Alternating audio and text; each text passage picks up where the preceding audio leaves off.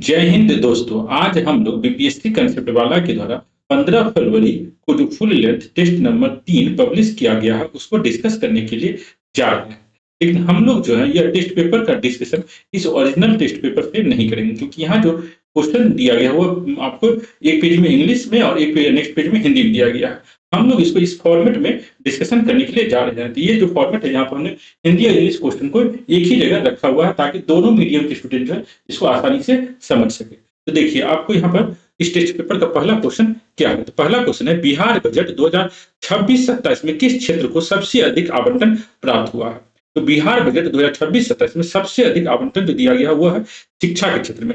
In the Bihar budget 2026-27 which sector received the largest share of allocation. तो बिहार में सबसे ज्यादा इंपॉर्टेंट जो है वो एजुकेशन ही है और वहां पर एजुकेशन में ही बिहार बजट में सबसे ज्यादा खर्च किया गया। तो एक बार इसका आंसर देखिए, इसका आंसर ऑफिशियली क्या दिया गया। तो इसका आंसर दिया गया कि बिहार शिक्षा क्षेत्र को बिहार बजट 2026-27 में सर्वाधिक आवंटन प्राप्त हुआ। यह कुल बजट का 17.32% है, जिसकी राशि लगभग 60,205 करोड़ है। हालांकि यह 2025-26 में आवंटित 60,995 करोड़ की तुलना में 760 करोड़ कम है। लेकिन यहाँ जो इन्फॉर्मेशन इन्होंने एक्सप्लेनेशन में दिया है, यह एक्सप्लेनेशन जो है आपको कंप्लीट इन्फॉर्मेशन नहीं है। तो चलिए हम लोग एक बार अखबार में देखते हैं, अखबार के कटिंग में देखते हैं बिहार के शिक्षा पर कितना खर्च किया गया। तो देखिए बिहार का जो बजट जो है कब पब्लिश किया गया है, अभी 13 फरवरी 2026 को पब्लिश किया गया। किसने किया? तो श्री विजेंद्र प्रसाद यादव ने बिहार बजट को प्रस्तुत किया। और बिहार बजट में कितना शिक्षा पर खर्च है, तो देखिए education, sports, art and culture में टोटल 26-27 में कितना कोशिश किया गया खर्च करने का, तो 70,141 करोड़, 70,141 करोड़। अब जो है यहाँ पर लिखा जा रहा है, ये देखिए बिहार में शिक्षा, उच्च शिक्षा और तकनीकी शिक्षा को मिलाकर 68,216 करोड़ रुपया खर्च का प्रावधान किया गया। यहाँ पर जो है इन्फॉर्मेशन यहाँ देखिए क्या है, शिक्षा पर 60,204, उच्च शिक्षा पर 8,012 रुपया। तो टोटल एजुकेशन पर कितना खर्च है? 68,000। अगर प्राइमरी एजुकेशन और हाई एजुकेशन दोनों को मिला ले तब हमारे बिहार में एजुकेशन पर कितना खर्च हो रहा है? 68,216 करोड़। अगर केवल हम प्राइमरी एजुकेशन की बात करें तो 60,204, उच्च शिक्षा पर 8,000। इस तरीके से आपको आइडिया होना चाहिए कि हमारे बिहार में जो इस साल बजट पब्लिश किया गया 3,47,589 करोड़ रुपया का, जो पिछले साल की बजट से लगभग 10% अधिक है, उसमें एजुकेशन पर कितना, एजुकेशन मतलब primary education, higher education, technical education, all type का एजुकेशन को अगर कंसीडर करेंगे तब 68,260 करोड़ का खर्च है। अगर केवल प्राइमरी एजुकेशन की बात करेंगे तो 60,204। तो ये पूरा क्लैरिटी आपको आ गया होगा एजुकेशन पर हम लोग कितना खर्च किया है। नेक्स्ट क्वेश्चन देखें। अगला है, बिहार विधानसभा में प्रस्तुत बिहार बजट 2026-27 का कुल परिव्यय कितना है। What is the total outlay of Bihar budget 2026-27 presented in the legislative assembly. तो बिहार बजट जो आपको कब पब्लिश किया गया है, तो 3 फरवरी को पब्लिश किया गया है। तो उसमें टोटल आउटले कितना है, तो 3,47,000 करोड़ का बजट है। तो ये इन्फॉर्मेशन अभी हम लोग देखे थे, इन्फॉर्मेशन को फिर से हमें लोग एक बार देखें। तो बिहार का बजट 3,47,589 करोड़ का है, 3,47,589 करोड़। लगभग में जो है 10% इंक्रीमेंट हुआ। ठीक है, तो बिहार बजट का इतना इन्फॉर्मेशन देखिए। नेक्स्ट क्वेश्चन देखते हैं। अगला क्वेश्चन है, इंडिया पोस्ट ने हाल ही में किस संस्थान में पहला जनरेशन जेड थी आधारित डाकघर उद्घाटित किया। India Post recently inaugurated the first Gen Z themed post office at which institution. तो ये आईआईटी दिल्ली में जो है आपको इंडिया पोस्ट का एक डाकघर बनाया गया है। इंडिया पोस्ट का डाकघर कहाँ बनाया गया, तो आईआईटी दिल्ली में बनाया गया। इस इन्फॉर्मेशन को भी हम लोग थोड़ा सा डिटेल ढंग से देखें, जो आज की डेट में डाकघर में क्या हो रहा है। तो आईआईटी दिल्ली इसका आंसर है। जो कूलेस्ट पोस्ट ऑफिस जो कहाँ पर बना है, तो ये आईआईटी दिल्ली बना है। ये कब का न्यूज है, तो ये है आपको 19 नवंबर 2025 का न्यूज है। यह जो पोस्ट ऑफिस बनाया है इसमें क्या है, आपको वाईफाई है स्टूडेंट के लिए, यहाँ क्रिएटिव कलर पेंटिंग किया गया है और यहाँ पर क्यूआर कोड पार्सल बुकिंग का भी व्यवस्था किया गया है। स्पेशल स्टूडेंट को डिस्काउंट दिया जाएगा स्पीड पोस्ट के लिए। तो यहाँ पर ये स्पीड पोस्ट का एक आपको ऑफिस जैसा बनाया गया है। India post unveils first revamped generation Z theme campus post office at IIT Delhi campus. उम्मीद है ये समझ में आपको आ गया होगा। नेक्स्ट क्वेश्चन देखें। नेक्स्ट क्वेश्चन जो है, आपको Vande Mataram recently seen in the news for completion of 150 years was originally composed by. तो वंदे मातरम किनके द्वारा कंपोज किया गया? वंदे मातरम जो हाल ही में 150 वर्ष पूर्ण होने के कारण समाचार में था, मूल रूप से किसके द्वारा है? तो यह बंकिम चंद्र चटर्जी, यह सब आदमी को मालूम होता है। वंदे मातरम किसके द्वारा लिखा गया था? तो यह वंदे मातरम बंकिम चंद्र चटर्जी के द्वारा लिखा गया है। अगला क्वेश्चन है, Zohran Mamdani recently elected mayor of New York city made history because. Zohran Mamdani जो हाल ही में न्यूयॉर्क सिटी के मेयर चुने गए हैं, उनके बारे में क्या क्या बातें हैं? तो फर्स्ट मुस्लिम लीड, तो पहले मुस्लिम नेता है जो न्यूयॉर्क सिटी के मेयर बने हैं। फर्स्ट साउथ एशियन डिसेंट, पहले दक्षिण एशियाई मूल के मेयर है, यह भी बात है। और मीरा नायर जो हिंदी मूवी बनाती है, बहुत सारा इनका मूवी है, उसका यह बेटा मीरा नायर, ये राउरकेला की मीरा नायर है, राउरकेला से ही है। और वहाँ लेकिन आज ये अमेरिकन सिटीजनशिप भी इसका है, लेकिन इसका जो जन्म हुआ था राउरकेला में हुआ था मीरा नायर का। तो इसी मीरा नायर का बेटा है यह जोहरान ममदानी। तो देखिए इसका किस तरीके से इंडिया से भी कनेक्शन है। तो यहाँ पर तीनों पॉइंट जो है आपको यहाँ पर सही है। पहला मुस्लिम नेता, पहला दक्षिण एशियाई मूल के मेयर और मीरा नायर के पुत्र। तो जोहरान ममदानी जो न्यूयॉर्क सिटी का मेयर बना, उसके बारे में ये तीनों पॉइंट जो है आपको यहाँ पर सही है।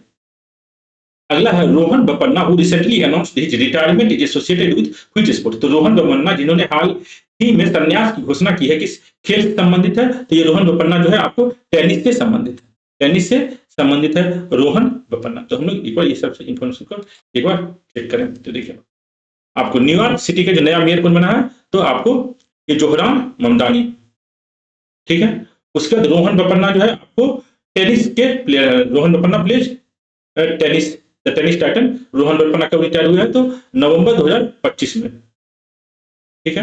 और आपको ये जो है आनंद मठ में ये था वंदे मातरम, आनंद मठ में से लिया गया है, और इसे लिखा किसने? तो बंकिम चंद्र चटर्जी ने, आनंद मठ, ठीक है। ये सब इंफॉर्मेशन आपको समझ में आ गया। नेक्स्ट क्वेश्चन देखते हैं। नेक्स्ट क्वेश्चन जो यहाँ पे अगला क्वेश्चन है, the book song dance and lead on Srila Prabhupada is authored by. पुस्तक सिंग डांस और लीड श्रीला प्रभुपाद के जीवन पर किनके द्वारा लिखी गई है? तो इस्कॉन जो संस्थान है श्री कृष्ण भगवान को समर्पित इस्कॉन, उसके जो फाउंडर है श्रीला प्रभुपाद, उनके जीवन पर जो बुक लिखा गया है सिंग डांस और लीड, ये लिखने वाले कौन है? तो हिंडोल सेनगुप्ता, ये हिंडोल सेनगुप्ता ने यह बुक लिखा, ये याद रखिएगा। यह पुस्तक जो है उपराष्ट्रपति सीपी राधाकृष्णन के द्वारा इनोग्रेट किया गया है। ये देखिए, vice president Radhakrishnan launches book on leadership lesson from Srila Prabhupada. Srila Prabhupada के जीवन पर बेस्ड है ये बुक सिंग डांस और लीड, और इसके लेखक कौन है? तो हिंडोल सेनगुप्ता। ये आपको यहाँ पर नाम भी दिया गया इस बुक का, ऑथर कौन है। नेक्स्ट क्वेश्चन देखते हैं। नेक्स्ट क्वेश्चन जो है यहाँ पे, नेक्स्ट क्वेश्चन है, France move to ban social media for children under 15 after which nation. तो फ्रांस ने 15 साल से कम आयु के बच्चे हेतु सोशल मीडिया पर प्रतिबंध लगाने में किस देश का अनुसरण किया है? तो आप लोग को मालूम है जो ऑस्ट्रेलिया में आपको प्रतिबंध लगाया गया है सोशल मीडिया, इंस्टाग्राम सब जो है आपको, टिकटॉक ऑस्ट्रेलिया में बच्चे नहीं देख सकते। उसी तरीके से फ्रांस में अभी आपको यह लगाने का कोशिश किया जा रहा है। तो इसका आंसर क्या हो जाएगा?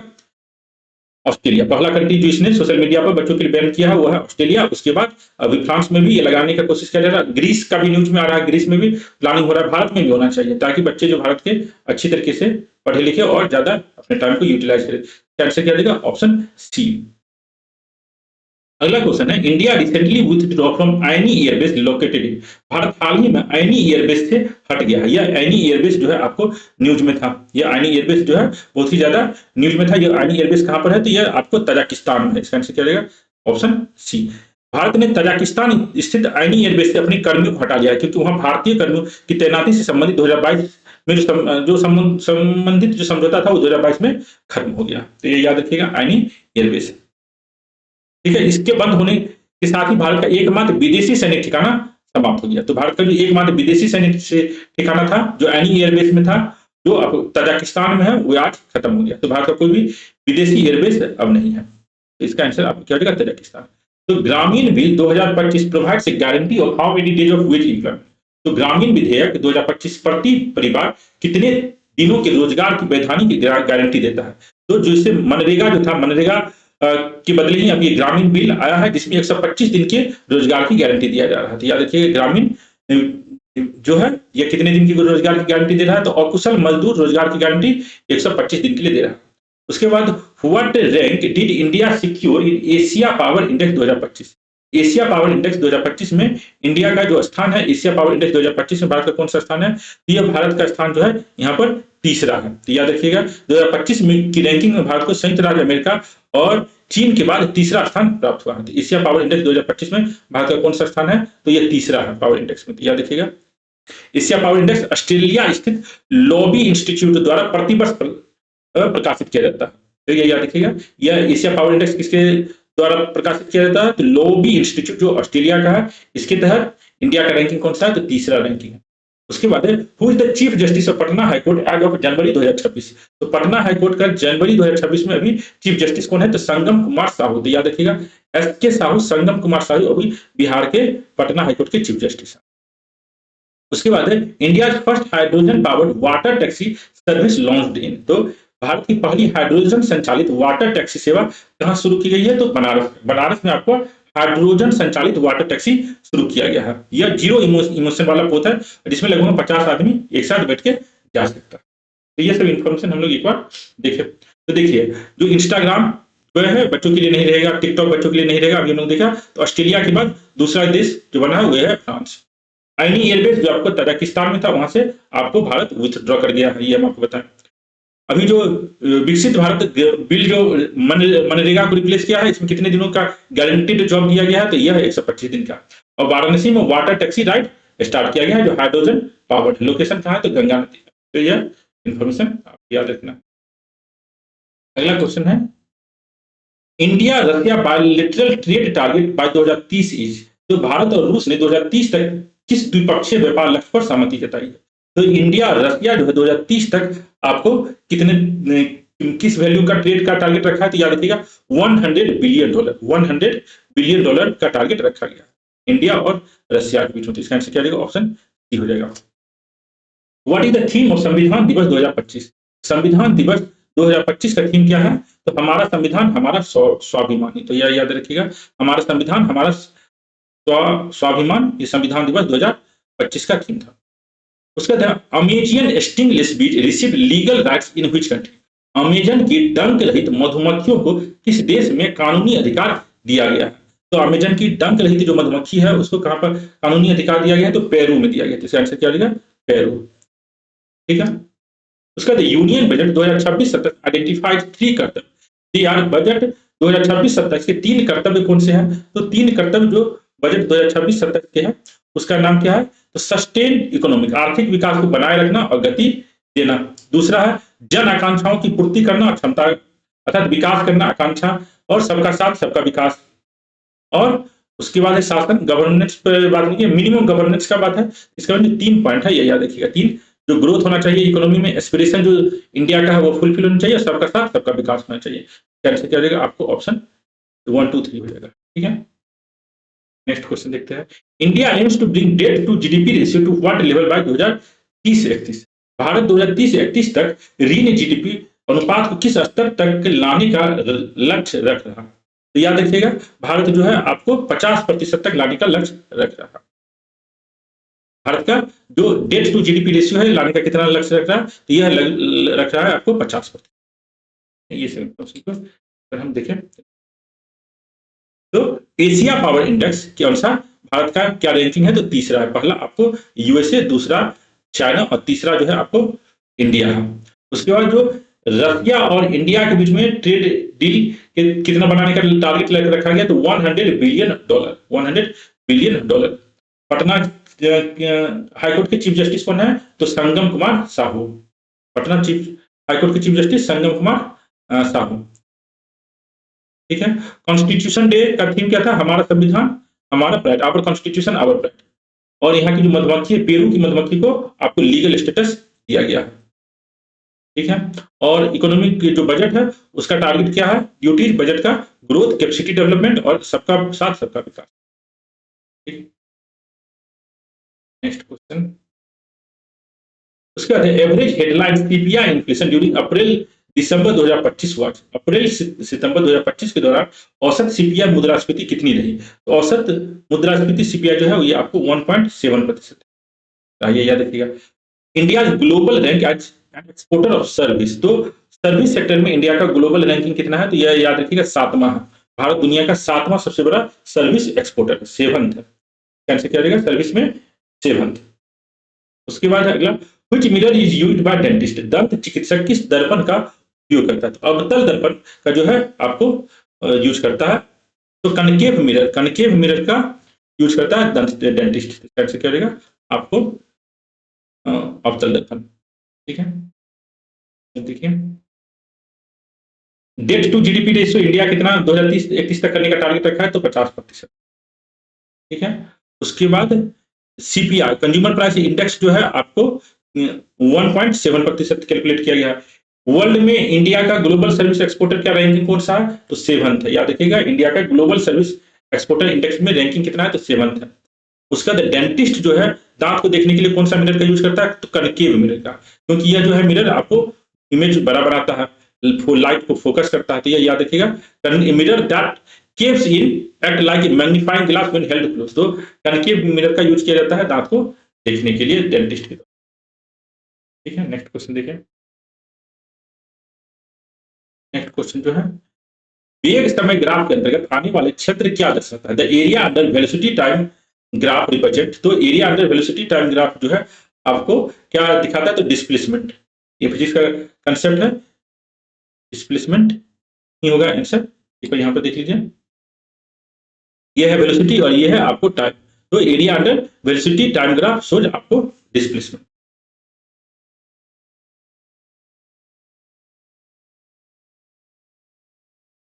उसके बाद बिहार विधानसभा में प्रस्तुत बिहार बजट 2000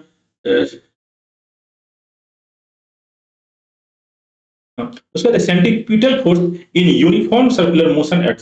समान गोलाकार गति में अभिकेंद्रीय बल किस दिशा में कार्य करता है? तो कोई भी वस्तु अगर सर्कुलर मोशन में हो तो सेंट्रीपिटल फोर्स जो है आपको सेंटर की ओर लगता है। सेंट्रीपिटल फोर्स सेंटर की तरफ लगता है और सेंट्रीफ्यूगल फोर्स सेंटर से दूर की ओर लगता है। तो सेंट्रीपिटल फोर्स किधर लगता है? Towards the centre. इसका आंसर क्या रहेगा? ऑप्शन सी हो जाएगा। A transformer works on the principle of, transformer किस सिद्धांत पर काम करता है? तो आपको म्यूचुअल इंडक्शन पर ट्रांसफार्मर काम करता है। ट्रांसफार्मर किस पर काम करता है? तो म्यूचुअल इंडक्शन पर, ओम्स लॉ पे नहीं, कूलम्ब्स लॉ या सेल्फ इंडक्शन पर नहीं। तो ट्रांसफार्मर किस सिद्धांत पर कार्य करता है? तो अन्योन्य प्रेरण म्यूचुअल इंडक्शन पर ट्रांसफार्मर का फंक्शन काम करता है।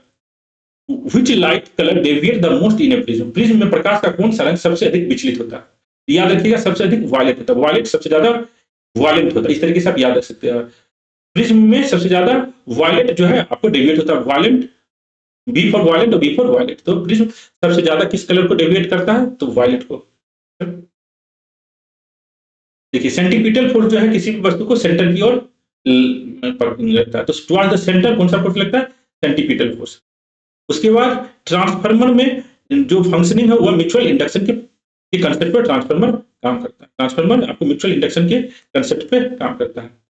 उसके बाद बेंडिंग ऑफ कलर। तो व्हाइट लाइट को अगर हम प्रिज्म में डालते हैं तो वायलेट जो है सबसे ज्यादा डेविएट करता है। वायलेट कलर जो है सबसे ज्यादा डेविएट करता है। ठीक है, नेक्स्ट क्वेश्चन देखिए। अगला क्वेश्चन है, energy release in nuclear fusion is due to. नाभिकीय विखंडन में उत्सर्जित ऊर्जा का कारण क्या? तो नाभिकीय विखंडन का अर्थात कोई बहुत बड़ा नाभिक है, कोई न्यूक्लियर है, वो अगर टूट रहा है तो कंजर्वेशन ऑफ मोमेंटम नहीं, conservation of mass into energy. तो द्रव्यमान का ऊर्जा में रूपांतरण जो है आपको नाभिकीय विखंडन के समय एनर्जी रिलीज का कारण है। इसका आंसर क्या रहेगा? Option B, conversion of mass into energy. जो मास था वो एनर्जी में कन्वर्ट हो जाता है न्यूक्लियर फ्यूजन में। Which of the following is not a fundamental force of nature? निम्नलिखित में से कौन सा प्रकृति का मूल बल नहीं है?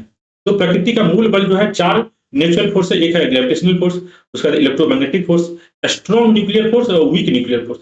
फ्रिक्शनल फोर्स जो है आपको जो है फंडामेंटल फोर्स ऑफ नेचर नहीं है। तो घर्षण बल आपको फंडामेंटल फोर्स ऑफ नेचर नहीं है।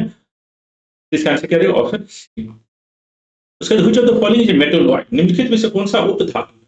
तो देखिए कैल्शियम, ऑक्सीजन, सोडियम, बोरोन। तो कैल्शियम आपको मेटल है, ऑक्सीजन जो है नॉन मेटल है, सोडियम जो है मेटल है, बोरोन जो है यह आपको क्या है? मेटलॉइड है।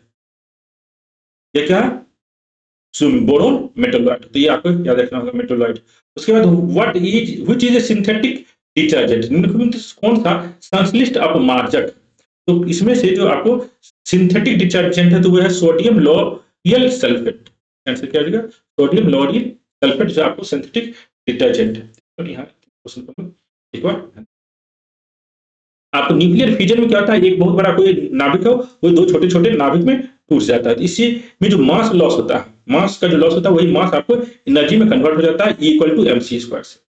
तो न्यूक्लियर फ्यूजन में उसके बाद हमारे वर्ल्ड का जो 4 फंडामेंटल फोर्स है, वो 4 फंडामेंटल फोर्स कौन कौन सा है, तो आपको gravity, electromagnetic wave, strong nuclear force और वीक न्यूक्लियर फोर्स। फ्रिक्शन जो है आपको फंडामेंटल फोर्स नहीं है, यह याद रखिएगा। उसके बाद न्यूक्लियर फ्यूजन और न्यूक्लियर फ्यूजन में बार बार क्वेश्चन बनता है, फ्यूजन में दो या दो से अधिक नाभिक आके आपस में जुड़ते हैं, और फ्यूजन में क्या होता है, एक बहुत बड़ा नाभिक जो है वो टूट जाता है। तो फ्यूजन और फ्यूजन में क्या अंतर है, ये आपको समझ में आ रहा होगा। उसके बाद मेटोलॉइड, मेटोलॉइड में आपको मेटल और नॉन मेटल दोनों का प्रॉपर्टीज देखने को मिलता है। तो सोडियम जो है मेटल है, ऑक्सीजन जो है आपको क्या है, नॉन मेटल है, कैल्शियम जो है वो एक मेटल है, बोरोन जो है आपको मेटोलॉइड है। उसका सिंथेटिक डिटर्जेंट, सिंथेटिक डिटर्जेंट जो है वो उसका एग्जाम्पल कौन सा है, सोडियम लॉरियल सल्फेट जो है ये आपको सिंथेटिक डिटर्जेंट है। तो यहाँ पर soap, simple detergent, synthetic detergent का अंतर दिया गया। सोप जो है नेचुरल फैट से बनता है, सिंपल डिटर्जेंट जो है सेमी नेचुरल मटेरियल से बनता है, और सिंथेटिक डिटर्जेंट जो है पेट्रोलियम बेस्ड प्रोडक्ट से बनता है। तो ये याद रखिएगा। ये जो है सिंथेटिक डिटर्जेंट हार्ड वाटर पे एक्सेलेंट काम करता है, सोप जो है हार्ड वाटर पर काम नहीं करता है। सिंथेटिक डिटर्जेंट स्किन के लिए बहुत बुरा होता है, सोप जो है स्किन के लिए बहुत अच्छा होता है। तो ये सोप, सिंपल डिटर्जेंट और सिंथेटिक डिटर्जेंट में क्या अंतर है, ये यहाँ पर बताने का कोशिश किया गया है। नेक्स्ट क्वेश्चन देखिए। नेक्स्ट क्वेश्चन जो है यहाँ पर, कुछ of the following noble gas, निम्नलिखित में से कौन सा नोबल गैस है। तो आपको नोबल गैस यहाँ पर कौन सा है, तो नाइट्रोजन नहीं है, ऑक्सीजन नहीं है। उसके बाद आपको जो फ्लोरीन जो है, यह आपको नोबल गैस नहीं है। नियोन जो है आपको नोबल गैस के अंतर्गत आता है। तो यहाँ पर नोबल गैस जो हीलियम से स्टार्ट होता है, यह नोबल गैस है। तो ग्रुप 18 में जो नोबल गैस आता है, ठीक है, ठीक है, हाइड्रोजन, ठीक है, नोबल गैस कौन सा है, neon. Next question, radioactive source James Chadwick used to obtain alpha particle for neutron discovery. James Chadwick ने न्यूट्रॉन खोज के लिए अल्फा कण प्राप्त करने हेतु किस रेडियोधर्मी स्रोत का उपयोग किया। तो यह याद रखिएगा, जेम्स चैडविक ने पोलिनियम का यूज किया था। इसका आंसर क्या होगा, पोलिनियम का यूज किया था न्यूट्रॉन की डिस्कवरी के लिए। समस्थानिक एक ही तत्व के परमाणु होते हैं जिनके पास होता है आइसोटोप और आइसोबार, दो हम लोग केमिस्ट्री में देखते हैं। तो आइसोटोप क्या होता है, परमाणु क्रमांक समान होता है परंतु द्रव्यमान संख्या भिन्न होता है। Same atomic number, different atomic mass. Isotope में क्या होता है, सेम एटॉमिक नंबर होता है लेकिन उसका मास जो होता है वो डिफरेंट होता है। यह समस्थानिक, जिसको हम लोग आइसोटोप कहते हैं। Which of the following element has the smallest atomic size. Atomic size सबसे छोटा इसमें से किसका है, निम्नलिखित में से किस तत्व का परमाणु आकार सबसे छोटा है। यहाँ पर आंसर हो जाएगा आपको फ्लोरीन का जो है परमाणु आकार सबसे छोटा है। लिथियम, सोडियम, पोटेशियम और फ्लोरीन में फ्लोरीन का परमाणु आकार सबसे छोटा है। उसके बाद है which of the following is not a property of solid. निम्नलिखित में से कौन सा गुण ठोस पदार्थ का नहीं है। निश्चित आकार और आयतन, यह तो निश्चित आकार और आयतन होता है ठोस का। हाई कंप्रेसिबिलिटी, तो ठोस को सॉलिड को हम लोग कंप्रेस नहीं कर सकते, तो बी जो है गलत है। तो आपको स्ट्रॉन्ग इंटरमोलिकुलर फोर्स होता है, लो काइनेटिक एनर्जी होता है सॉलिड में, लेकिन जो हाई कंप्रेसिबिलिटी नहीं होता है। कंप्रेसिबिलिटी जो है आपको लिक्विड और गैस का प्रॉपर्टी है, न कि सॉलिड का। तो इसका आंसर क्या हो जाएगा, ऑप्शन बी हो जाएगा। उसके बाद है large muscular sheet that forms the floor of chest cavity is known as. एक बड़ी मांसल परत जो वक्ष गुहा का तल बनाती है उसे हम क्या कहते हैं, डायफ्राम। हमारे चेस्ट में जो एक फ्लोरी की तरह काम करता है वो क्या है, डायफ्राम, ठीक है।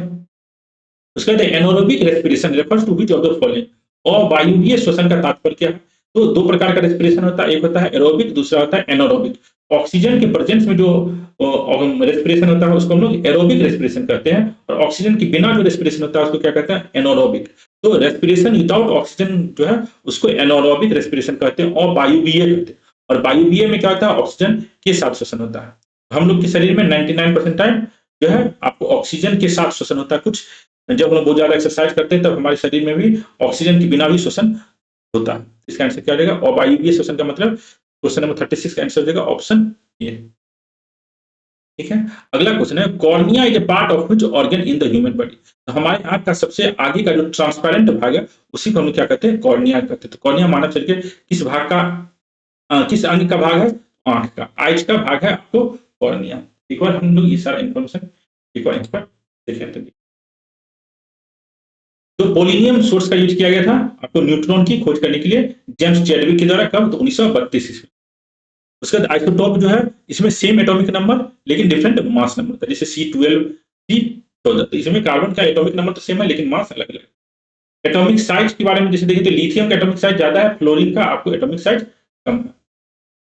उसके बाद प्रॉपर्टीज ऑफ सॉलिड में कंप्रेसिबिलिटी नहीं होता, सॉलिड को हम कंप्रेस नहीं कर सकते, कंप्रेसिबिलिटी आपको जीरो होता है। और ये चेस्ट का ये फ्लोर की तरह काम करता है, इसको क्या कहते हैं? डायफ्राम कहते हैं। ये याद रखिएगा डायफ्राम क्या है। उसके बाद ये जो है डायफ्राम, इसी को डायफ्राम कर रहे हैं। कुछ कुछ शब्द जो दिया गया है बायोलॉजी से रिलेटेड, एलुवेली, ड्यूडेनम, ड्यूडेनम आपको किसका भाग होता है? स्मॉल इंटेस्टाइन का भाग होता है। लैरिंक्स जो है आपको वॉइस गले के पास होता है, ठीक है। रेस्पिरेटरी, एलुवेली भी आपको रेस्पिरेटरी सिस्टम का भाग है, एलुवेली, ठीक है। डायफ्राम भी आपको रेस्पिरेटरी सिस्टम का भाग है। एनारोबिक रेस्पिरेशन का क्या मतलब हुआ? ऑक्सीजन के बिना, break down of glucose without oxygen जो है आपको एनारोबिक रेस्पिरेशन का भाग है। और कॉर्निया जो है आपको आंख का सबसे आगे का जो ट्रांसपेरेंट भाग है उसी को हम लोग क्या कहते हैं? कॉर्निया कहते हैं। ये याद रखिए, कॉर्निया, आइरिस पिपल, इस सब यूपीएससी में कई बार इस पर क्वेश्चन आता है, तो एकदम आपको क्लियर होना चाहिए। जो कौन सा भाग को कॉर्निया कहते हैं, स्क्लेरा कहते हैं। हमारे आंख के पास जो उजला भाग आंख में दिखता है उसी को स्क्लेरा कहते हैं, जो हमारे आंख को एक शेप देता है वो है स्क्लेरा। और जहां से हमारे आंख में लाइट जा रहा है उसमें सबसे आगे वाला भाग है ट्रांसपेरेंट भाग, उसको क्या कहते हैं? कॉर्निया कहते हैं। ये सब आपको आइडिया होना चाहिए आंख का पार्ट, ठीक है। यहाँ पर रेटिना है, ये भी एक। नेक्स्ट क्वेश्चन देखते हैं, नेक्स्ट क्वेश्चन क्या है। नेक्स्ट क्वेश्चन है, algae belongs to which of the following level of ecosystem? शैवाल पारिस्थितिकी तंत्र के किस स्तर से संबंधित है? तो शैवाल जो है आपको प्रोड्यूसर है। शैवाल सबसे छोटा स्तर का प्लांट है, शैवाल सबसे छोटा स्तर का प्लांट है और ये प्रोड्यूसर है। जो आपको कहां पर पाया जाता है? पानी में पाया जाता है, समुद्र में पाया जाता है। तो डिकम्पोजर नहीं है, डिस्ट्रक्टर नहीं है, कंज्यूमर नहीं है, तो अलगी भी एक प्रकार का प्रोड्यूसर ही है। तो उत्पादक की कैटेगरी में अलगी आता है। शैवाल आपका एक उत्पादक है। उसका in plant kingdom fern alive belong to which group? तो प्लांट किंगडम में हम लोग 5 टाइप का प्लांट पढ़ते हैं। एक है थैलोफाइट, फिर है बैरोफाइट, टेरिडोफाइट, जिम्नोस्पर्म और एंजियोस्पर्म। तो फर्न और फर्न एलाइव जो है किस ग्रुप ऑफ प्लांट किंगडम में आता है? तो यह आपको आता है कौन सा? तो टेरिडोफाइट। टेरिडोफाइट में आपको फर्न और फर्न संबंधित है। अलगी जो है थैलोफाइट के अंतर्गत आता है, अलगी जो है थैलोफाइट के अंतर्गत आता है। तो ये प्लांट किंगडम को अच्छे तरीके से समझना आपको बहुत ही ज्यादा जरूरी है। यहाँ बताया कि अलगी जो है प्रोड्यूसर होता है, फर्न जो है एक टेरिडोफाइट। तो यहाँ पर देखिए थैलोफाइट, बैरोफाइट, टेरिडोफाइट, जिम्नोस्पर्म, एंजियोस्पर्म जो प्लांट किंगडम का भाग है उसको यहाँ पर एक्सप्लेन किया गया है। तो टेरिडोफाइट जो है ट्रू रूट्स और ट्रू लीव्स होता है इसमें, लेकिन सीड नहीं होता। टेरिडोफाइट में सीड नहीं होता। जिम्नोस्पर्म में नेकेड सीड होता है, एंजियोस्पर्म में आपको सीड होता है। तो किस तरीके से प्लांट किंगडम का डिवीजन किया गया है ये आपको मालूम होना चाहिए। तो फर्न जो है आपको एक टेरिडोफाइट प्लांट किंगडम के अंतर्गत आता है। नेक्स्ट क्वेश्चन, उसका identify the algae that is not a marine algae. निम्नलिखित में से हुआ शैवाल पहचाने जो समुद्री शैवाल नहीं है। तो यहाँ पर जो है पोफाइरिया, साइग्रोसम, लेमेरिया, क्लोरेला। याद रखिए कोलेरा जो है ये आपको क्लीन वाटर का एल्गी है, बाकी यहाँ तीनों दिया गया है ये आपको मैरीन एल्गी है, ठीक है। तो ये याद रखिएगा। Sir what type of disease are typhoid और टीबी? तो टाइफाइड और टीबी जो है बैक्टीरिया वाला डिजीज है, बैक्टीरिया से होने वाला डिजीज है। तो बैक्टीरियल डिजीज है, जीवाणु जनित डिजीज है टाइफाइड और टीबी। वायरल, प्रोटोजोआ या फंगल ये नहीं है। इसका आंसर क्या होगा? ऑप्शन ये हो जाएगा। उसके बाद at which international event did Swami Vivekananda gain prominence in 1893? 1893 में स्वामी विवेकानंद को किस अंतरराष्ट्रीय आयोजन में प्रसिद्धि मिला? तो यह जो है आपको इसमें मिला था वर्ल्ड पार्लियामेंट ऑफ रिलीजन, विश्व धर्म संसद में स्वामी विवेकानंद को पॉपुलरिटी मिला था। तो वर्ल्ड पार्लियामेंट ऑफ रिलीजन में मिला था। तो इसका आंसर क्या होगा? ऑप्शन ए हो जाएगा। उसके बाद song Vande Mataram was first published in which journal? तो वंदे मातरम जो है आप आनंद मठ जो बंकिम चंद्र चटर्जी के द्वारा वंदे मातरम लिखा गया, ये पहली बार इनके द्वारा कहां पर पब्लिश हुआ था? तो बंग दर्शन में पब्लिश हुआ था। तो ये याद रखिए, इसका आंसर क्या होगा? बंग दर्शन। Who assassinated Curzon Wily in London in 1909?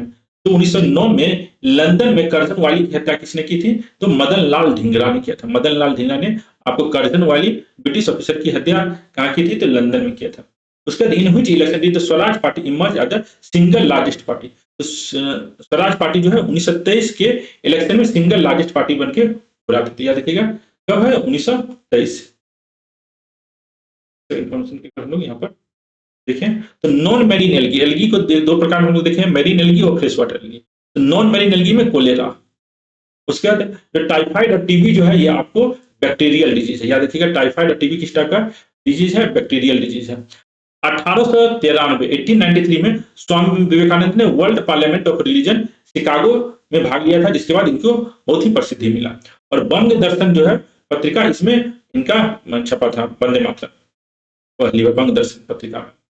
और 1909 ईस्वी में करजन वायली की हत्या किसने की थी? मदन लाल ढींगरा ने किया था। कहां पर किया था? लंदन में किया था। कब किया? तो 1909 में किया था। और स्वराज पार्टी जो है सिंगल लार्जेस्ट पार्टी के रूप में कहां पर बना था? सेंट्रल लेजिस्लेटिव असेंबली में। कब? तो 1923 ईस्वी में। 1923 ईस्वी में Swaraj party single largest party in central legislative assembly के रूप में ये बना था। नेक्स्ट क्वेश्चन जो है यहाँ पर, Simon Commission recommendation led to which event in 1930? Simon Commission की सिफारिशों के कारण 1930 में कौन सी घटना घटी? तो first round table conference, civil disobedience movement, non cooperation movement, Chaura Chauri. तो साइमन कमीशन के रिकमेंडेशन के कारण आपको प्रथम गोलमेज सम्मेलन जो है आपको हुआ। उसी बाद 3 गोलमेज सम्मेलन होता है, तो साइमन कमीशन के कारण ही आपको उसी की रिकमेंडेशन को डिस्कस करने के लिए राउंड टेबल कॉन्फ्रेंस हुआ था। आंसर क्या हो जाएगा? आपको ऑप्शन ए है। उसका in return for Gandhi Irwin pact, Gandhi agreed to, Gandhi Irwin समझौते के बदले गांधी समझौता हुआ तो इंड नॉन कोऑपरेशन मूवमेंट नहीं, नॉन कोऑपरेशन मूवमेंट नहीं, सस्पेंड सिविल डिसोबीडियंस मूवमेंट। तो सिविल डिसोबीडियंस मूवमेंट को सस्पेंड करने के लिए ये लोग तैयार हुए जब गांधी इरविन पैक्ट। ये याद रखिएगा सभी ने अवज्ञा आंदोलन जो 1930 का था वह गांधी इरविन पैक्ट के तहत खत्म हुआ। Gandhi ji second round table conference में भाग लेने के लिए लंदन जाने को तैयार हुए थे। इसका आंसर क्या हो जाएगा? ऑप्शन बी हो जाएगा। उसके बाद resignation of Congress ministry 1939 led to, 1939 में कांग्रेस मंत्रिमंडल के त्यागपत्र से कौन सा घटनाक्रम हुआ? तो आपको क्विट इंडिया मूवमेंट नहीं, Muslim league demand for Pakistan, revival of civil disobedience, Forward Bloc. तो फॉरवर्ड ब्लॉक का इसमें कोई कनेक्शन नहीं है, यह है मुस्लिम लीग की पाकिस्तान की मांग। तो मुस्लिम लीग डिमांड फॉर पाकिस्तान जो है आपको 1939 के कांग्रेस मंत्रिमंडल के त्यागपत्र के बाद की घटनाक्रम है। हाथ छोड़ो तो बहुत बात 42 में आ गया, सभी ने अवज्ञा आंदोलन पहले ही खत्म हो गया था। फॉरवर्ड ब्लॉक का तो सुभाष चंद्र बोस से कनेक्शन है, कांग्रेस से नहीं। आंसर क्या हो जाएगा? Muslim league demand for Pakistan. उसके बाद revolutionary organisation form in 1924 with socialist influence, 1924 में पंजाब यूपी बिहार में समाजवादी प्रभावों से कौन सा क्रांतिकारी संगठन स्थापित हुआ? तो हिंदुस्तान रिपब्लिकन एसोसिएशन, एचआरए जो है आपको 1924 में बना था पंजाब यूपी बिहार में। गदर पार्टी नहीं है, अनुशीलन नहीं है, युगांतर नहीं है। और तो क्या गया? HRA, Hindustan Republican association. Who chair the committee that drafted the Nehru report? तो नेहरू रिपोर्ट जो है आपको किसने पब्लिश किया था, कि चेयर किया था नेहरू रिपोर्ट को? तो मोतीलाल नेहरू। इसका आंसर क्या हो जाएगा? आपको ऑप्शन ए हो जाएगा। यहाँ पर एक बार देखें, साइमन कमीशन का इंपैक्ट क्या था? प्रथम राउंड टेबल कॉन्फ्रेंस जो 1930 में हुआ था। तो गांधी इंपैक्ट के बाद आपको सिविल डिसोबीडियंस मूवमेंट को खत्म किया गया और Gandhi ji second round table conference में भाग लेने के लिए तैयार हुए। कांग्रेस का जो रेजिग्नेशन हुआ 1939 सेकंड वर्ल्ड वॉर के समय, उसी समय आपको मुस्लिम लीग का पाकिस्तान डिमांड बहुत ही ज्यादा बढ़ गया था। एचआरए का स्थापना 1924 ईस्वी में कहां हुआ था? पंजाब यूपी बिहार के में। एचआरए मतलब हिंदुस्तान रिपब्लिकन एसोसिएशन, हिंदुस्तान रिपब्लिकन एसोसिएशन। गदर पार्टी 1913 में सैन फ्रांसिस्को में बना था। युगांतर 1906 में बंगाल में बना था। और अनुशीलन समिति 1902 में बंगाल और ढाका में बना था। तो यह भी याद रखिएगा अनुशीलन समिति कब बना? युगांतर, गदर पार्टी और एचआरए। और एचआरए ही आपको हिंदुस्तान सोशलिस्ट रिपब्लिकन एसोसिएशन कब बनता है ये कमेंट करके बताइएगा। एचआरए से एचएसआरए इस साल ये कन्वर्ट हो जाता है एचआरए, ये कमेंट करके बताइएगा, जिसके सदस्य आपको भगत सिंह। उसके बाद नेहरू रिपोर्ट के चेयरमैन कौन थे? तो मोतीलाल। गोलमेज सम्मेलन में निम्नलिखित सिद्धांतों पर सहमति बना। तो पूर्ण स्वतंत्रता का सिद्धांत नहीं सहमति बनाते, कंप्लीट इंडिपेंडेंस पर नहीं बनाते, गलत है। भारत के लिए संघीय ढांचा, फेडरल स्ट्रक्चर फॉर इंडिया, ये पॉइंट आपको सही है। आपको फर्स्ट राउंड टेबल कॉन्फ्रेंस में क्या होता है? संघीय स्ट्रक्चर पर सहमति बना था। उसके बाद है separate electorate for all communities, तो ये थर्ड पॉइंट भी आपको गलत है। सेपरेट इलेक्टोरेट के बाद सारे कम्युनिटीज के लिए नहीं किया गया था। नेक्स्ट ऑप्शन है ओवल्यूशन ऑफ साल्ट टैक्स। तो साल्ट टैक्स कभी इसमें डिस्कशन नहीं था, तो ऑप्शन डी भी गलत हो जाएगा। इसका आंसर क्या हो जाएगा आपको भारत के लिए संघीय ढांचा। उसके बाद है which British viceroy declared India's entry into world war second in 1939। 1939 में किस ब्रिटिश वायसराय ने भारत के द्वितीय विश्व युद्ध में शामिल होने की घोषणा की। तो आपको यहाँ वायसराय का टाइम पीरियड मालूम होना चाहिए। तो लॉर्ड इरविन का टाइम पीरियड क्या था, 1926 से लेकर 1931 तक। उसके बाद लॉर्ड वेवल का क्या टाइम पीरियड था, तो 1943 से लेकर 1947 तक। याद रखिएगा। लॉर्ड विलियमटन का क्या टाइम पीरियड था, तो 1931 से लेकर 1936 तक। और लॉर्ड लिलिथगो क्या टाइम पीरियड था, 1936 से लेकर 1943 तक। तो भारत में सबसे लंबा समय तक जो वायसराय रहा वो कौन था, लॉर्ड लिलिथगो। और लॉर्ड लिलिथगो के टाइम पीरियड में ही आपको क्या हुआ था, भारत द्वितीय विश्व युद्ध में शामिल हुआ था। तो इसका आंसर क्या रहेगा, Lord लिलिथगो।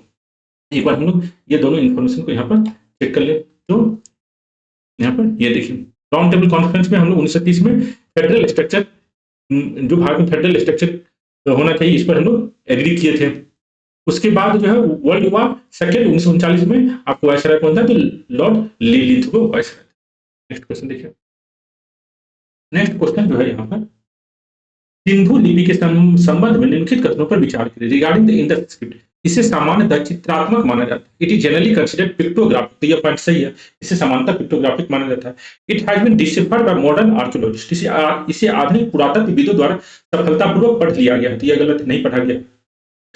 It was mostly written from right to left. यह लिपि प्रायः दाएं से बाएं लिखी जाती थी। यह भी माना जाता है कि यह लिपि जो है आपको प्रायः किधर से लिखा जाता है, फ्रॉम राइट टू लेफ्ट। तो ये याद रखिएगा। इसमें 1 और 3 जो ऑप्शन है वो आपको सही है। तो इसका 1 और 3 ऑप्शन कौन सा देगा, ऑप्शन बी। ठीक है। उसके बाद ऋग्वेद और लेटर वैदिक सोसाइटी के बारे में क्वेश्चन है।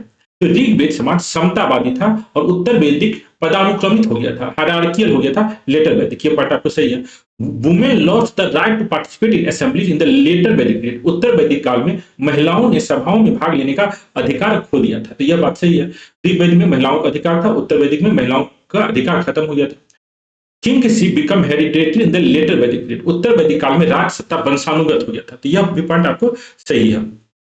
तो उत्तर वैदिक काल में आपको जो सत्ता था वो वंशानुगत हो गया था, जो आज भी हम लोग देख लेते हैं। यहाँ पर जो तीनों पॉइंट दिया गया है पोस्ट वैदिक पीरियड के बारे में, यह सही है। तो इसका आंसर क्या रहेगा, ऑप्शन डी। इसका आंसर क्या रहेगा, ऑप्शन डी। अगला क्वेश्चन है which ruler is known for reviving Mauryan power in Magadh after Ashoka successors. Ashok के उत्तराधिकारी के पतन के बाद मगध में मौर्य शक्ति को पुनर्जीवित करने के लिए कौन जाना जाता है। तो आपको अशोक के उत्तराधिकारी के बाद जो है शुंग वंश आता है। अशोक अर्थात मौर्य वंश खत्म होने के बाद कौन सा वंश आता है, तो शुंग वंश आता है। और शुंग वंश का संस्थापक कौन होता है, तो पुष्यमित्र शुंग, जो आपको बृहद्रथ मौर्य को मार के आपको शुंग मौर्य वंश को खत्म करता है और शुंग वंश की स्थापना करता है। Which ruler is known for reviving Mauryan power in Magadh after Ashoka successor. तो इसमें होगा आपको पुष्यमित्र शुंग। मौर्यन पावर था, देखिए इसमें जो है Brihadratha after the fall of Brihadratha Maurya the last ruler of Pushyamitra Shunga. उसके बाद है अगला क्वेश्चन है यहाँ पर which among the following the oldest Buddhist monastery. निम्नलिखित में से सबसे पुराना बौद्ध मठ कौन सा है। तो नालंदा नहीं, बेनुबन जो है आपको सबसे पुराना बौद्ध मठ है। बेनुबन जो है आपको सबसे पुराना बौद्ध मठ है। यह जो वन है यह आपको बिंबिसार के द्वारा, बेनुबन near Rajgir was the first Buddhist monastery donated by king Magadha Bimbisara to Buddha and his सन।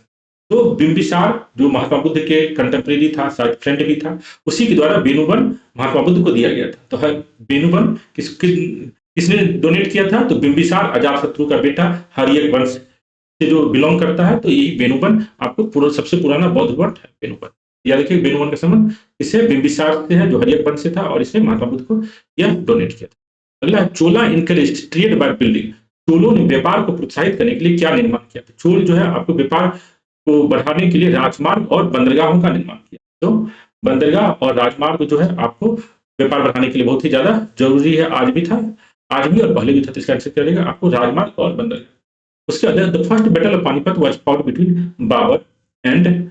पानीपत के प्रथम युद्ध बाबर और किसके बीच लड़ा गया था। तो पानीपत का प्रथम जो युद्ध है वो 1526 में बाबर और इब्राहिम लोदी के बीच में लड़ा गया था। ठीक है। राणा सांगा जो है इसके साथ नहीं लड़ा गया था। अलाउद्दीन खिलजी नहीं था और मोहम्मद गौरी नहीं था। इसका आंसर क्या आ जाएगा, 58 का ऑप्शन ये। उसके बाद है Which of the following statement regarding Jahangir administration are true? Jahangir के प्रशासन के संबंध में कौन सा कथन सत्य है? जहांगीर एक उत्कृष्ट सैन्य सेनापति था, तो जहांगीर को एक उत्कृष्ट सेनापति नहीं माना जाता। नूरजहां ने राज्य के कार्य पर महत्वपूर्ण नियंत्रण स्थापित किया था, यह माना जाता है जहांगीर के शासनकाल में उसकी जो बेगम नूरजहां थी वे राज्य के कार्य पर महत्वपूर्ण नियंत्रण स्थापित की। जहांगीर ने सख्त धार्मिक रूढ़िवाद की शुरुआत की, तो मुगल टाइम पीरियड में सख्त धार्मिक रूढ़िवाद की शुरुआत औरंगजेब करता है, न कि जहांगीर। यहाँ पर ऑप्शन जो है केवल ऑप्शन 2 जो है यहाँ पर सही है। सही विकल्प कौन सा हो जाएगा? ऑप्शन 2। नेक्स्ट क्वेश्चन लोग देखें, तो नेक्स्ट क्वेश्चन जो है, Babur rule in India was primarily focused on. भारत में बाबर का शासन मुख्य रूप से किस पर केंद्रित था? तो क्षेत्रीय विस्तार। बाबर का टाइम पीरियड 1526 से 1530। वो सांस्कृतिक विकास के लिए कुछ नहीं किया, सामाजिक सुधार के नहीं, एडमिनिस्ट्रेटिव सुधार ने। एडमिनिस्ट्रेटिव सुधार मुगल टाइम पीरियड में किसने किया? तो अकबर ने किया।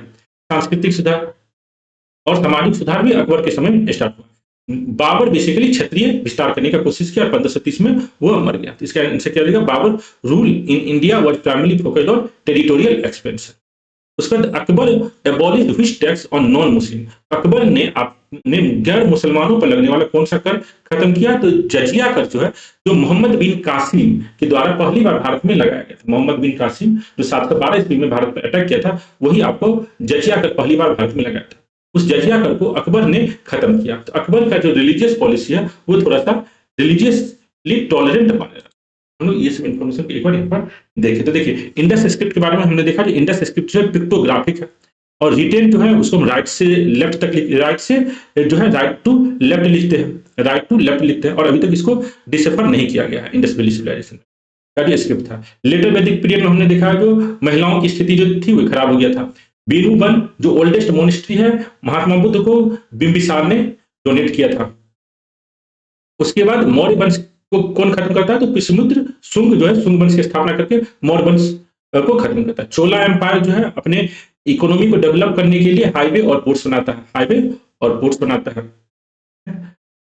के बाद जो है आपको फर्स्ट बैटल ऑफ पानीपत जो होता है 1526 में बाबर और इब्राहिम लोदी के द्वारा होता है, और ये टेरिटोरियल एक्सपेंशन पर फोकस देता है।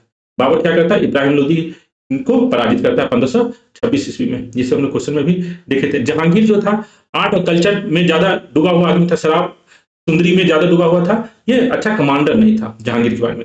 उसकी वाइफ नूरजहां के हाथ में रियल पावर था। अकबर जो है जजिया खत्म किया था, अकबर जो है जजिया कर खत्म किया था।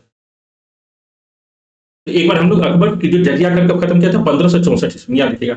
उससे पहले अकबर जो पिलग्रिमेज टैक्स, जो हिंदू लोग कहीं धर्म स्थल पर जाते थे उस पर एक पिलग्रिमेज टैक्स भी लगता था, उसको भी 1563 ईस्वी में खत्म किया था। जो स्लेवरी, जो जब स्लेवरी सिस्टम जो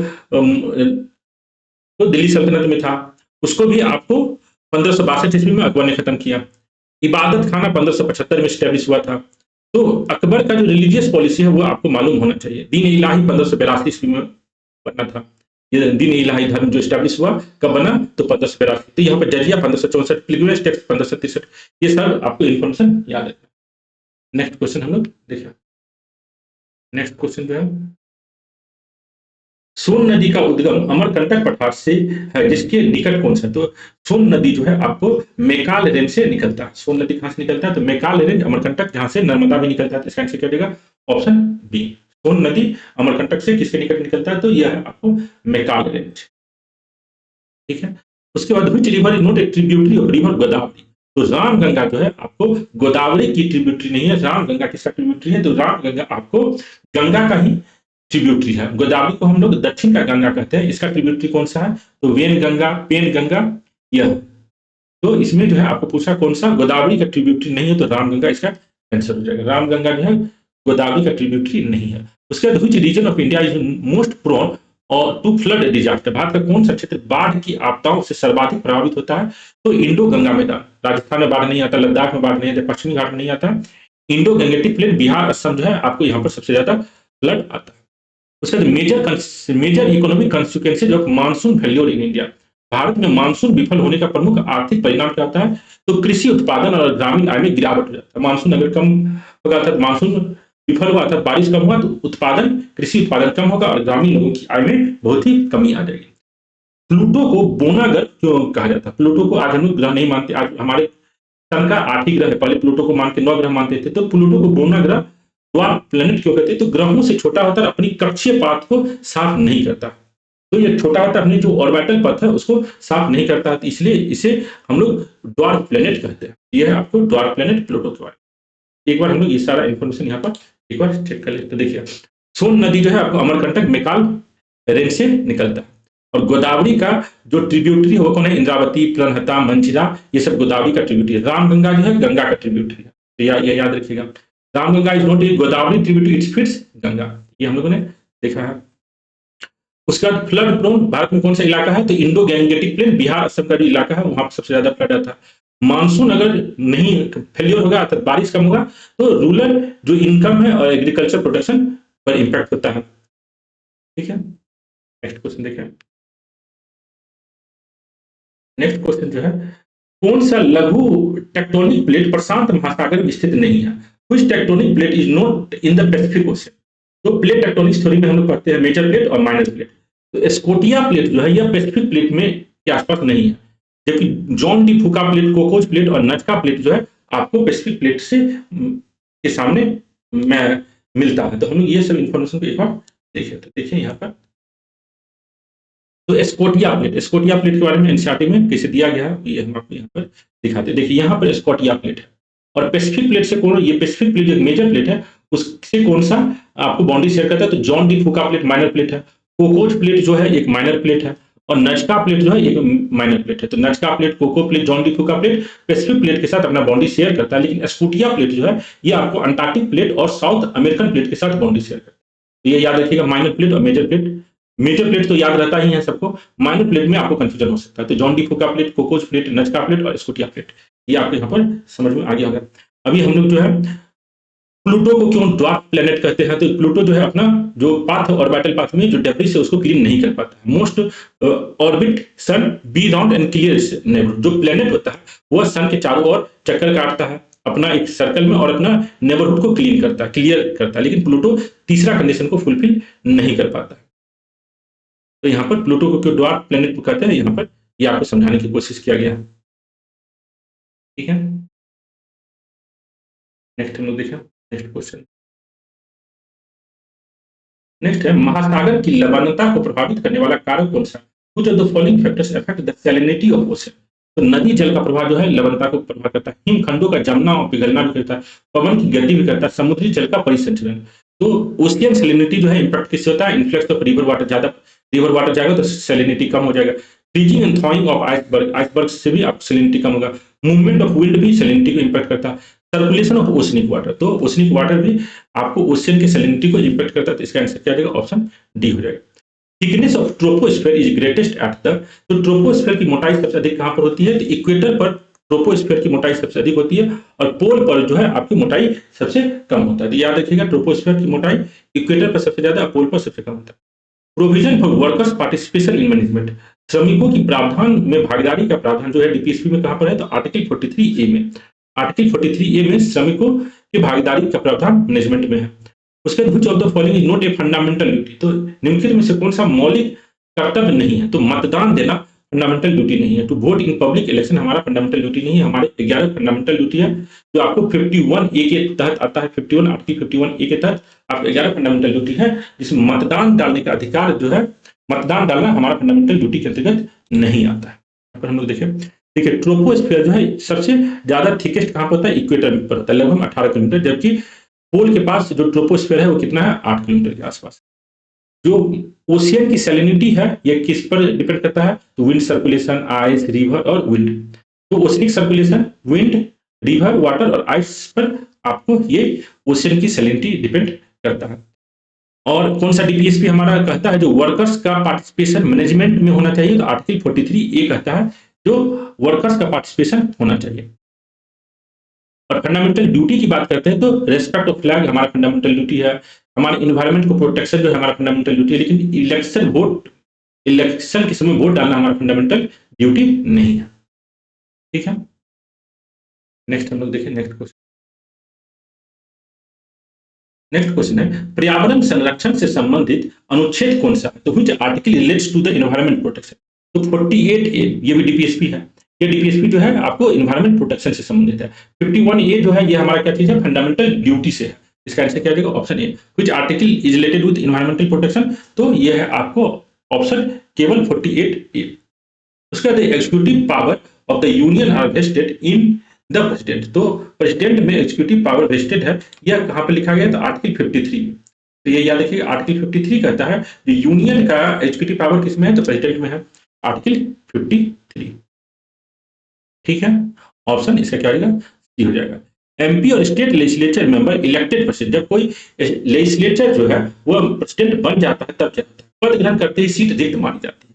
6 महीने में इस्तीफा देना होगा, चुनाव से पहले इस्तीफा देना होगा, केवल संसद, ओनली एमपी अलाउड। तो अगर कोई एमपी या एमएलए राष्ट्रपति बन जाता है तो जिस दिन वो प्रेसिडेंट बनता है उसी दिन माना जाता है जो उसने अपने एमपी और एमएलए की सीट को खाली कर दिया, deemed to have vacated seat upon entry.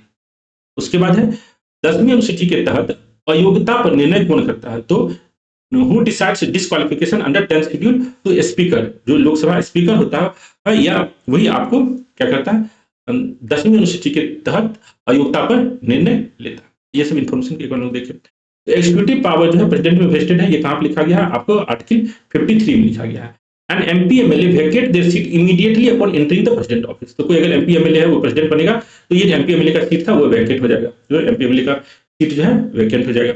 उसके बाद 10th शेड्यूल के अनुसार कोई एमपी या एमएलए जो है, एमपी जो है उसका सीट जो है वो एमपी डिस्क्वालीफाई होगा या कौन डिसाइड करता है? स्पीकर डिसाइड करता है, Lok Sabha speaker. Court can review the decision later, court जो है बाद में डिसीजन को रिव्यू कर सकता है। और हमें अपनी एनवायरनमेंट को प्रोटेक्ट करना है, ये कौन सा डीपीएसपी है? तो आर्टिकल 48A है। ये हमें अपने एनवायरनमेंट को प्रोटेक्ट करना है, ये कौन बता रहा है? तो आर्टिकल 48A का। ठीक है, नेक्स्ट क्वेश्चन देखें। अगला क्वेश्चन है, भारतीय संविधान का कौन सा अनुच्छेद भारत की द्विसदनीय संसद का प्रावधान करता है? तो हमारा जो भारत में द्विसदन होगा, एक लोकसभा और एक राज्यसभा, यह जो प्रोविजन है आर्टिकल किस आर्टिकल में लिखा गया? तो आर्टिकल 49 नहीं होगा, यह जो है आपको कौन सा है? आर्टिकल 89 नहीं 79। याद रखिएगा, आर्टिकल 79 में यह प्रोविजन किया गया है जो भारत में पार्लियामेंट में द्विसदनीय होगा और इसके अलावा राष्ट्रपति जो है संसद का मेंबर। यह आर्टिकल कहाँ लिखा गया? आर्टिकल 79। एक बार हम लोग ये बात देखें। आर्टिकल 79 क्या कहता है? जो पार्लियामेंट का कंपोजिशन क्या है? प्रेसिडेंट, राज्यसभा और लोकसभा। ठीक है, आर्टिकल 79। उसका which of the following courts can move cases from any court to itself? तो निम्नलिखित में से कौन सा न्यायालय किसी भी न्यायालय से मामले अपने पास हस्तांतरित कर सकता है? यह है सुप्रीम कोर्ट। आर्टिकल 139 का यूज करके सुप्रीम कोर्ट जो है भारत का सर्वोच्च न्यायालय किसी भी केस को अपने पास हस्तांतरित कर सकता है। तो भारत का सर्वोच्च न्यायालय supreme court of India article 139A का यूज करके, आर्टिकल 139A का यूज करके किसी भी केस को अपने पास हस्तांतरित कर सकता है। उसका which union ministry the nodal ministry for implementation and coordination of PM Vishwakarma? तो प्रधानमंत्री विश्वकर्मा योजना के क्रियान्वयन और समन्वय के लिए कौन सा केंद्रीय मंत्रालय नोडल मंत्री है? तो यह है आपको मिनिस्ट्री ऑफ माइक्रो स्मॉल और मीडियम इंटरप्राइज, एमएसएमई। सूक्ष्म लघु और मध्यम मंत्रालय जो है आपको पीएम विश्वकर्मा स्कीम के लिए रिस्पॉन्सिबल है।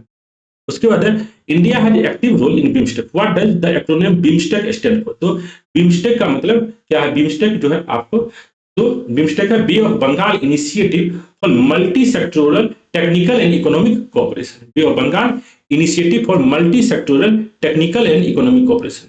बिम्स्टेक का मतलब क्या है? बंगाल की खाड़ी बहुक्षेत्रीय तकनीकी और आर्थिक सहयोग पहल।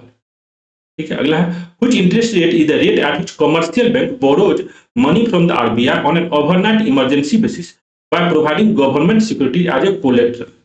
तो अगर कमर्शियल बैंक को पैसे की जरूरत होती है तो ओवरनाइट किस रेट पर प्राप्त करता है आरबीआई से? तो उसे कहते हैं marginal standing facility rate.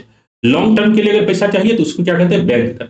Overnight के लिए चाहिए तो उसको क्या कहते हैं? Marginal standing facility rate, MSF. SLR और रेपो रेट तो अलग चीज है। उसके बाद है what was the main focus of 6th 5-year plan? तो 12 टोटल 5-year प्लान है, उसमें छठा 5-year प्लान 80 से 85 तक था, उसका फोकस क्या था? तो गरीबी हटाओ, पॉवर्टी रिडक्शन जो है आपको 5th 5-year प्लान का टारगेट था। तो गरीबी उन्मूलन क्या आंसर देगा? आपको ऑप्शन बी हो जाएगा। उसके बाद what is the primary objective of स्वच्छ शहर जोड़ी इनिशिएटिव अंडर स्वच्छ सर्वेक्षण? स्वच्छ सर्वेक्षण के अंतर्गत स्वच्छ शहर जोड़ी पहल का मुख्य उद्देश्य क्या है? तो इसका उद्देश्य जो है आपको एक मेंटर शहर, कम प्रदर्शन करने वाले मेंटी शहर के बीच संरक्षित मार्गदर्शन और सह अध्ययन को संस्थागत बनाना।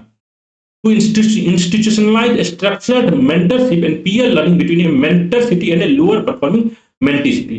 तो अगर कोई सिटी जो है बहुत अच्छा कर रहा है स्वच्छता में, एक जो सिटी स्वच्छता में अच्छा नहीं कर रहा है, दोनों के बीच में मेंटर और मेंटी का रिलेशनशिप होगा। तो स्वच्छ शहर जोड़ी अभियान का मतलब क्या है? एक मेंटर शहर और कम प्रदर्शन करने वाली मेंटी शहर के बीच संरक्षित मार्गदर्शन और सह अध्ययन को संस्थागत बनाना। ये याद रखिएगा, स्वच्छ शहर जोड़ी। उसका which of the following dam is the oldest dam in Bihar? निम्नलिखित में से कौन सा बांध बिहार का सबसे पुराना बांध है? तो बिहार का सबसे पुराना बांध जो है वो है आपको खड़गपुर लेक डैम। ये खड़गपुर लेक डैम जो है आपको सबसे पुराना बांध है। ये कहां पर है? तो ये आपको मुंगेर में। Kharagpur lake dam is the oldest dam in Bihar. It was built in 1876, 1876 ईस्वी में ये बना हुआ है और ये मुंगेर डिस्ट्रिक्ट में है। तो याद रखिएगा, खड़गपुर डैम जो है आपको बिहार का सबसे ओल्डेस्ट डैम। उसके in which city was the first Jan council held? तो पहला जैन काउंसिल कहां हुआ था? तो पाटलिपुत्रा में। पहला जैन काउंसिल कहां हुआ था? तो पाटलिपुत्रा में। उसके बाद रामधारी सिंह दिनकर ने कितनी बार राज्यसभा के लिए चुने गए? तो रामधारी सिंह दिनकर को 3 बार राज्यसभा के लिए चुना गया था। एक बार हम लोग ये सारा इंफॉर्मेशन एक बार ध्यान देखिए। तो देखिए, सुप्रीम कोर्ट जो है किसी भी कोर्ट से केस को अपने पास हस्तांतरित कर सकता है यूजिंग आर्टिकल 139A। तो ये याद रखिएगा।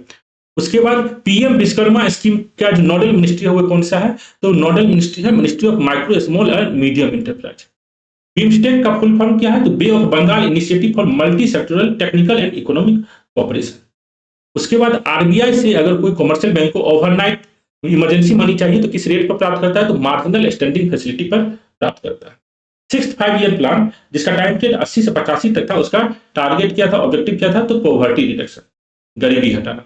उसके बाद स्वच्छ शहर जोड़ी अभियान के तहत हम लोग देखें एक मेंटर और मेंटी का रिलेशनशिप होगा। जो अच्छा परफॉर्म कर रहा है स्वच्छता में और जो नहीं अच्छा से परफॉर्म कर रहा है, दोनों के बीच में रिलेशन होगा, ताकि ये दोनों जो जिसका परफॉर्मेंस अच्छा नहीं है वो सीख सके अच्छे परफॉर्मिंग सिटी से। और बिहार का जो ओल्डेस्ट डैम है वो कौन सा है? खड़गपुर लेक डैम, जो मुंगेर में है, 1876 ईस्वी में बना। और उसके बाद जो प्रथम जैन काउंसिल था, प्रथम जैन काउंसिल कहां पर हुआ था? तो पाटलिपुत्रा में हुआ था 320 ईस्वी में। प्रथम जैन काउंसिल कहां पर हुआ था? तो पाटलिपुत्रा में हुआ था 320 ईस्वी में। इस समय राजा कौन था पाटलिपुत्रा का? इसका नाम आप बताइए। प्रथम जैन काउंसिल किसमें? मगध का राजा कौन था? उसके अंदर रामधारी सिंह दिनकर जो है ये राज्यसभा में 3 बार चुने गए थे। रामधारी सिंह दिनकर 3 बार चुने गए थे। तो रामधारी सिंह दिनकर का टाइमलाइन देखिए तो 1908 में इनका जन्म हुआ था सिमरिया में और 1974 में इनका देहांत हुआ है। और ये राज्यसभा मेंबर 52 से लेकर 64 तक थे।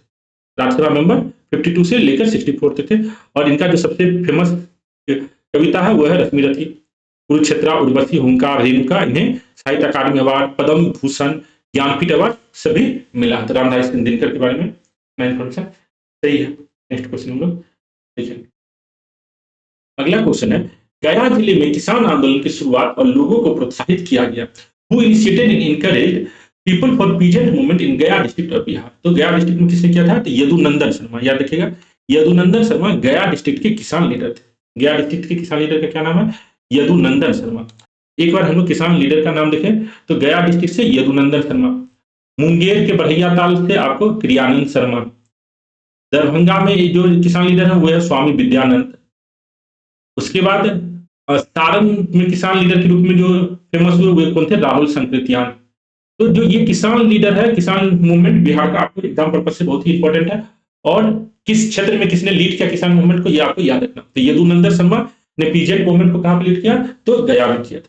गया पीजेंट में पीजेंट मूवमेंट किसान को किसने लीड किया? तो यदुनंदन शर्मा ने किया। उसके बाद बिहार के शेख बिहारी किस आंदोलन से संबंधित है? तो शेख बिहारी जो है बिहार के 1857 के रिवॉल्ट से संबंधित लीडर है। शेख बिहारी जो है किससे संबंधित है? तो रिवॉल्ट ऑफ 1857। ये याद रखिएगा। उसके बाद बिहार में आलू अनुसंधान संस्थान कहां पर खुला है? तो बिहार में पोटैटो रिसर्च सेंटर पटना में खुला गया। बिहार में पोटैटो रिसर्च सेंटर कब खुला? तो 1949। Indian council of agriculture research centre potato research centre कब बना था? 1949 में पटना में। तो याद रखिएगा, पटना में पोटैटो रिसर्च सेंटर है। उसके बाद water harvesting structure in ancient times way known by which name in Bihar? प्राचीन काल में बिहार में जल संचयन संरचना किस नाम से जाना जाता था? तो आहार अपाइन। इसका आंसर क्या रहेगा? आहार अपाइन। ऑप्शन बी हो जाएगा, डी। आहार अपाइन नाम से जाना जाता था। ठीक है। उसके बाद है गलत कथन की पहचान करिए। Patna canal is a Son river, Patna नहर सोन नदी पर है, तो पटना नहर जो है आपको सोन नदी के किनारे, ये पॉइंट आपको सही है। Canal on the Son river is Patna canal and Son canal, तो Patna canal is on the Son river, जैसे Patna canal is on the Son river.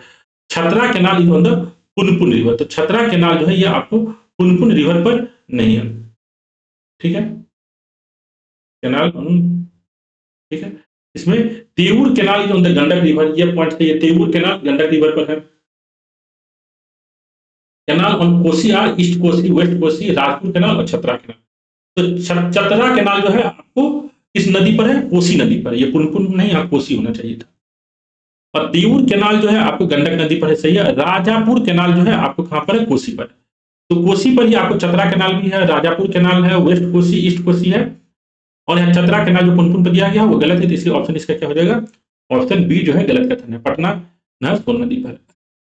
उसका according to Koppen climatic classification the climate of south Bihar में भी एक्सप्लेन दैट, तो दक्षिण बिहार का क्लाइमेट किस प्रकार का है, तो ये है आपको EW, याद रखिएगा दक्षिण बिहार का क्लाइमेट किस प्रकार का है, तो ये आपको याद रखना होगा, दक्षिण बिहार का क्लाइमेट EW। उसके बाद Lota revolt related to which district of Bihar, तो लोटा रिवोल्ट जो है आपको मुजफ्फरपुर डिस्ट्रिक्ट से रिलेटेड, लोटा रिवोल्ट जो है आपको मुजफ्फरपुर डिस्ट्रिक्ट का, ठीक है। लोटा रिवोल्ट का टाइम पीरियड क्या है, आप कमेंट करके बताइएगा।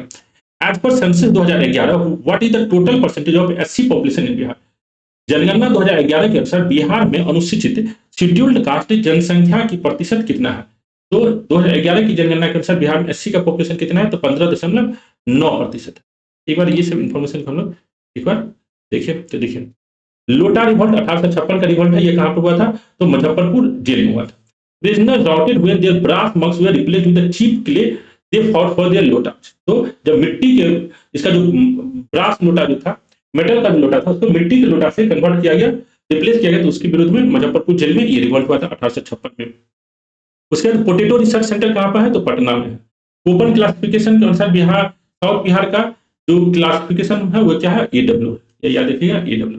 उसके बाद आहार और पाइप, जो वाटर हार्वेस्टिंग सिस्टम है बिहार में, तो आहार इसको कहा है, और पाइप जो ये पाइप, ये याद रखिएगा, आहार और पाइप वाटर हार्वेस्टिंग से रिलेटेड शब्द है। उसके बाद जो चतरा कैनाल है वो कोसी रिवर पर है, पुनपुन पर नहीं, अभी हम लोग डिस्कस किए। चतरा कैनाल कहां पर है, कोसी रिवर पर है।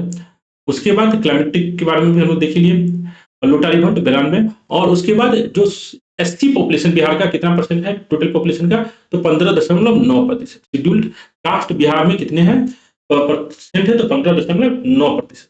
नेक्स्ट क्वेश्चन जो है, तुतला भवानी जलप्रपात बिहार के किस जिला में, तो तुतला भवानी जो है आपको रोहतास जिला में, तुतला भवानी जो है कहां पर है, रोहतास जिला में। उसके बाद गया में विष्णुपद मंदिर किसने बनाया, तो गया में विष्णुपद मंदिर अहिल्याबाई होलकर ने बनाया। गया में विष्णुपद मंदिर किसने बनाया, तो 1787 ईस्वी में अहिल्याबाई होलकर ने बनाया था। कैसे क्या जाएगा, 95 का ऑप्शन सी हो जाएगा। As per Atharvaveda the region of Bihar was known as, तो अथर्ववेदा में जो है बिहार को किस नाम से जाना गया है, तो व्रत्या, याद रखिएगा व्रत्या शब्द यूज किया गया है बिहार के लिए अथर्ववेदा में, तो व्रत्या प्रदेश अथर्ववेदा में यूज किया गया है बिहार के लिए। उसके बाद है who deputed Bhaskar to instigate revolt in the Bajji Mahajanapada, तो बज्जी महाजनपद में विद्रोह भड़काने के लिए बसाकर को किसने भेजा था, तो बिंबिसार ने भेजा था, महात्मा बुद्ध के कहने पर भेजा था, तो इसका आंसर क्या हो जाएगा, ऑप्शन सी हो जाएगा। तो बज्जी महाजनपद में झगड़ा लगाने के लिए बिंबिसार ने अपने मंत्री भास्कर को महात्मा बुद्ध के कहने पर भेजा था, तो इसका आंसर क्या हो जाएगा, ऑप्शन ए हो जाएगा। उसके बाद जो है तृतीय बौद्ध परिषद कहाँ आयोजित हुआ था, तो तृतीय बौद्ध परिषद आपको अशोक के समय में पाटलिपुत्र में हुआ था। तृतीय बौद्ध परिषद कहाँ पर हुआ था, तो अशोक के समय में पाटलिपुत्र में। Who was the president of Champaran agrarian committee, तो चंपारण एग्रेरियन कमेटी जो 1917 ईस्वी में बना था, उसके चेयरमैन कौन थे, तो FG सलाई थे। उसके चेयरमैन कौन थे, FG सलाई थे। यहाँ पर हम लोग एक बार इन्फॉर्मेशन को हम लोग एक बार देखिए अहिल्याबाई होलकर जो है विष्णुपद टेम्पल बनाती है गया में। तुतला भवानी वाटरफॉल कहां पर है, तो रोहतास डिस्ट्रिक्ट में। तुतला भवानी कहां पर है, तो रोहतास डिस्ट्रिक्ट में। अथर्ववेद में बिहार के लिए कौन सा शब्द यूज हुआ है, तो व्रत्या शब्द यूज हुआ है।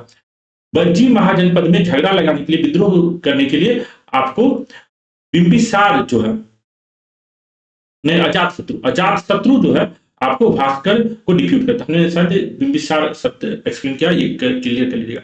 अजातशत्रु जो है बिंबिसार का बेटा, वह काम करता है। ये अजातशत्रु डिप्यूटेड भास्कर किसी का नहीं पर महात्मा बुद्ध के का।